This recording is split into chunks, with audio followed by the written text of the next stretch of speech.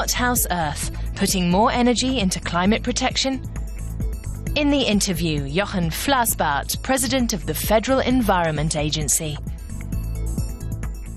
Mr. Flasbarth, recent high-level climate negotiations, including current negotiations in Bonn, are aimed at coming up with an international pact by 2015. It would come into force in the year 2020. The goal is to include countries that have not been leaders in climate protection so far: China, India, perhaps the US. How realistic a deadline is this? First of all, it's not a question of being realistic, it's an imperative. Everyone must be on board. In the Durban negotiations last year, we got a clear mandate to negotiate. The goal was to create a protocol that would include every country who contributes to climate change. This must be negotiated by 2015 so that it can be effective in 2020. Almost 3 years ago, talks in Copenhagen had the same goals, but produced disappointing results. The Kyoto Protocol has been around for 3 years and was signed by many countries, but has not proved effective at combating climate change. And we haven't had an effective follow-up either. The debt and financial crises make the outlook even worse for an agreement on climate change. So how can it succeed?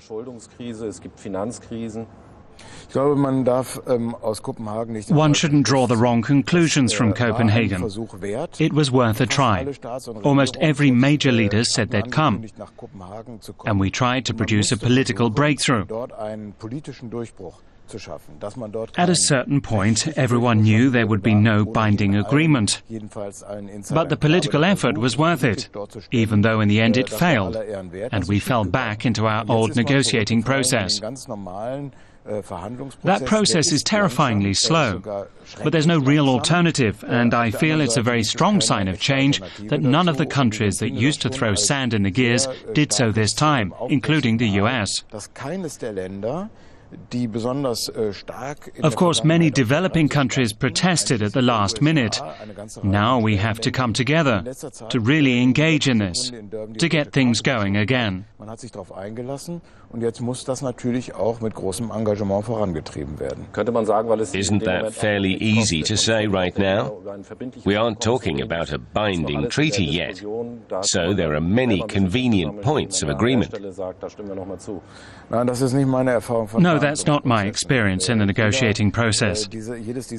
Each of these countries knows that starting negotiations means that if they stop, there'll be pressure to explain themselves.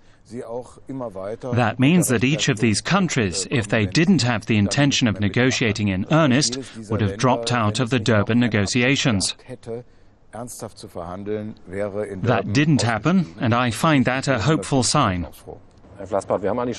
International environmental protection has seen better days. In 2007, the Nobel Prize went to the Intergovernmental Panel on Climate Change. After that, there was a G8 summit in Germany where climate change took center stage. Now it feels like the international community has better things to do than concern itself with climate change, although scientists' warnings are increasingly dire. Is this the case? It is absolutely the case. The financial and economic crisis have pushed other issues into the background, including climate protection. The negotiations underway now are not getting much public attention. That's regrettable, but it may create possibilities as well. Clearly, the negotiation process is far too slow. We have to recognize that even if an agreement takes effect in 2020, it will be too late in some important areas.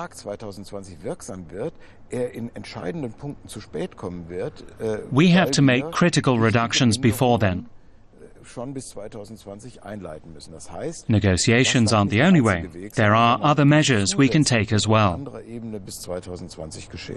You say that a lot of valuable time has been lost. If that's true, how will we adjust to climate change?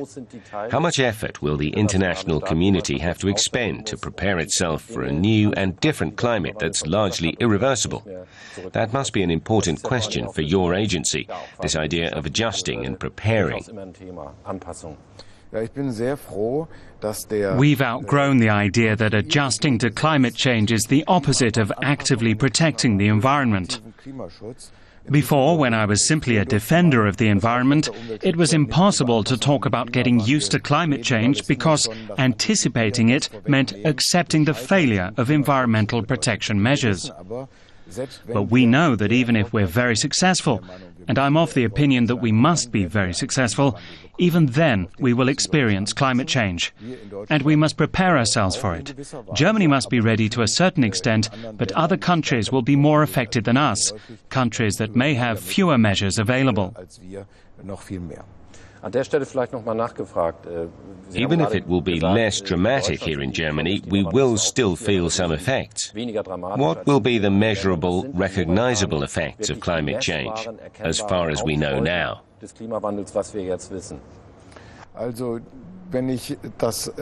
Life will be endangered to a certain extent. In countries that are amongst the poorest in the world, tiny islands for example, that won't be the case here. We'll experience changes in precipitation, for example. In the eastern part of Germany, around Berlin, summers will become more and more dry. And on the other hand, there will be more extreme meteorological events, including heavy rainstorms. These are changes that we can observe along with German weather services and that we must plan for in the future.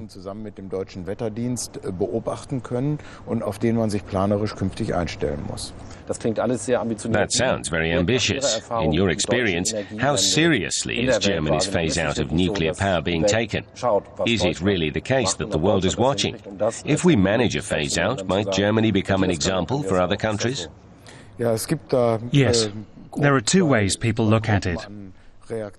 Some see it very positively, that an industrialized country like ours can achieve something like this, to switch off nuclear power while maintaining our targets for climate protection. And others shake their heads and ask what on earth we're doing. They think that Germans are overly afraid of nuclear power after the meltdown at Fukushima. I try to explain that it's not an emotional reaction, but rather that the partial changeover from nuclear to non-nuclear power in the last year was the result of a consensus across party lines, and that this is now set in stone. We are convinced that climate protection is important, but also that we need a centralized strategy of renewal that will make us one of the most successful economies in the coming decade.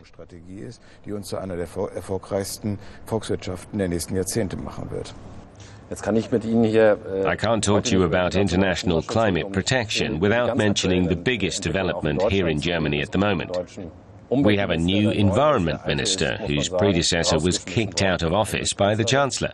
One of the theories advanced was that opportunities were missed in the process of switching over. Do you agree? What are the weak points of our switchover? What could we have done better, and what can we be doing better now? I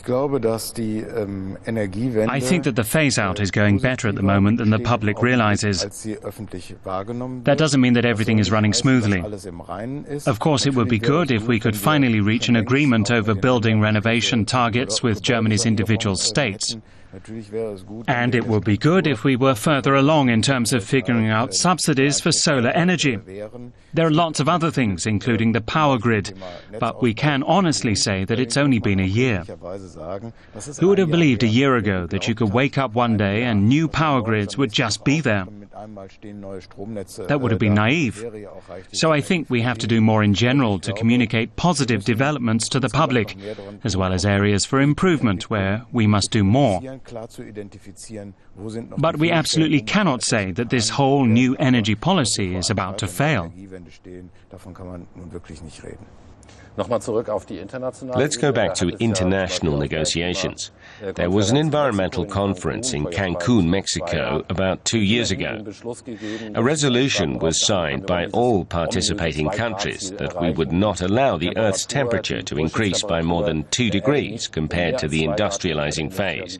That is about the amount that climate researchers say is tolerable.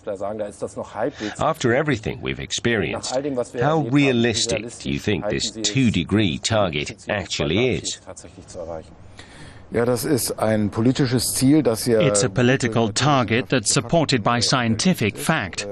We also believe that it's absolutely necessary to achieve this target, because beyond that we won't have the capacity to adjust to the change, and we won't be able to control things anymore.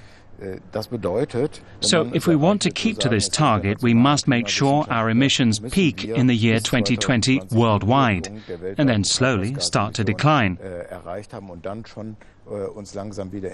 That would not be possible with an international agreement that comes into effect in 2020. And that's why we need parallel measures in addition to legal agreements. Countries must take voluntary steps that go beyond what we've managed to do so far, and this falls above all to the EU. The bloc must go further than the 20% it has pledged, first of all to be believable, secondly to help stimulate negotiations, and thirdly because it actually requires absolutely no effort. The EU can reach this goal of 30% easily. In Germany we want to hit 40%. This is manageable. Is Chancellor Merkel still fully behind this? For a while she presented herself as an environmentalist. She was even called the climate chancellor, one of the major figures who pushed this process forwards. But many are disappointed that she's not going in a few weeks to the summit in Rio, 20 years after the Rio Sustainability Conference. Is she still as engaged in these questions of climate protection and sustainability?